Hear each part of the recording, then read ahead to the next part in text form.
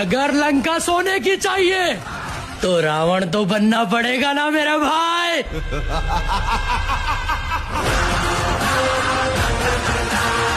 રાવણ તું રાવણ ને તને એક દાડો હોય કોઈ વનમાં ના રાખે મારા દેવન. રાવણ ને 10 મોઢા હતા. કેટલા 10 મોઢા હતા? એનું વજન કેટલું હોય ખબર પડે તને?